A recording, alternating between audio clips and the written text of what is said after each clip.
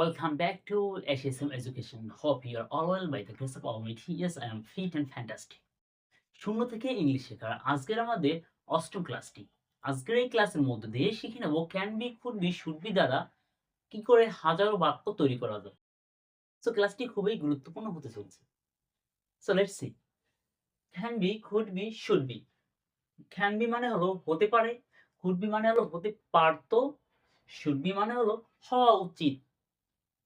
Can be মানে হতে পারে, কুড বি মানে হতে পারতো, শুড বি মানে হলো হওয়া উচিত। যে জায়গাটায় আমাদের কথা বলার সময় হতে পারে কথাটা আসবে, সেক্ষেত্রে আমরা নিয়ে আসবো ক্যান বি। হতে পারতো কথাটা আসলে পাস্টের কথা, সেক্ষেত্রে নিয়ে আসবো আমরা কুড বি। আর হওয়া উচিত অর্থে নিয়ে আসবো শুড বি। ওকে, তো দেখো, সে একজন ডাক্তার হতে পারে। ও ফার্স্ট অফ অল এই পাশে আমি স্ট্রাকচারটা দিই সাবজেক্ট, এটা এর যে কোনো একটা বসবে প্লাস সাবজেক্ট, ব্যাপারটা এমন হবে স্ট্রাকচার।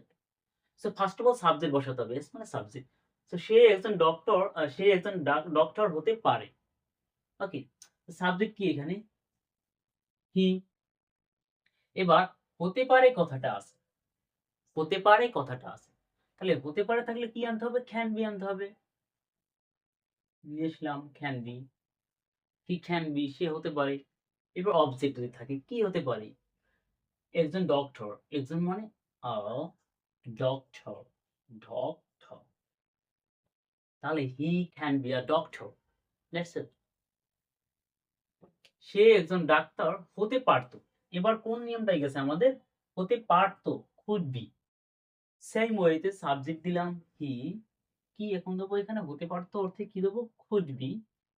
কুড বি, সে হতে পারতো একজন ডক্টর, বাকি আছে কি? A doctor. সেই একইভাবে যদি শুড বি অর্থাৎ হওয়া উচিত কথাটা আসে, তখন আমরা কি নিয়ে আসবো? শুড বি নিয়ে আসবো। যেমন দেখো, এখানে তার মানে হলো হি, হি হওয়া উচিত, হওয়া উচিত থাকলে কি আনতে হবে? শুড বি আনতে হবে। তাহলে হি শুড বি, বাকি আছে কি? ডাক্তার হওয়া, একজন ডক্টর।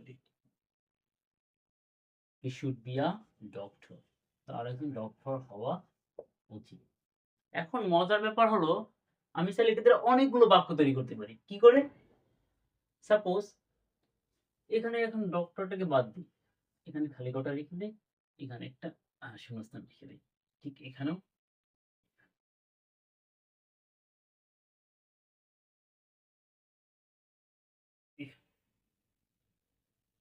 তাহলে আমি যদি এখানে শিক্ষক দেই, তাহলে আমাকে এখানে কি দিতে হবে? শুধু teacher. He can be a teacher মানে সে একজন টিচার হতে পারে।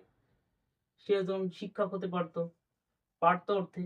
তাহলে আমি এখানে কি দেবো? শুধু he could be a teacher, সে একজন শিক্ষক হতে পারতো, তার একজন কি হওয়া? শিক্ষক হওয়া উচিত।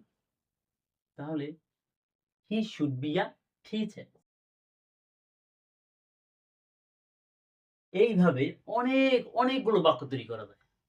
এখন দেখো এখান থেকে কি করে না বোধক তৈরি করতে হয়, না কথাটা নিয়ে আসবো। এমন সে একজন শিক্ষক হতে পারে না, সেক্ষেত্রে যদি আমি না কথাটা নিয়ে আসি, না কথাটা আনলে আমাকে ইংলিশে কি আনতে হবে? একটা নট আনতে হবে, এবং নটটা কার সাথে আনতে হবে? কোনো না কোনো অক্সিলারি ভার্বের সাথে।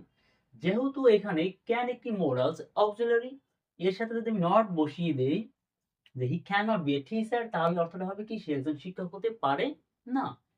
এখানে ঠিক যদি না দেই, এবং তাহলে এখানে কি আছে? কুডটা মোরালস, তাহলে এখানে একটা নট হবে, তাহলে ব্যাপারটা কি দাঁড়াবে? He could not be a teacher, সে একজন শিক্ষক হতে পারতো না।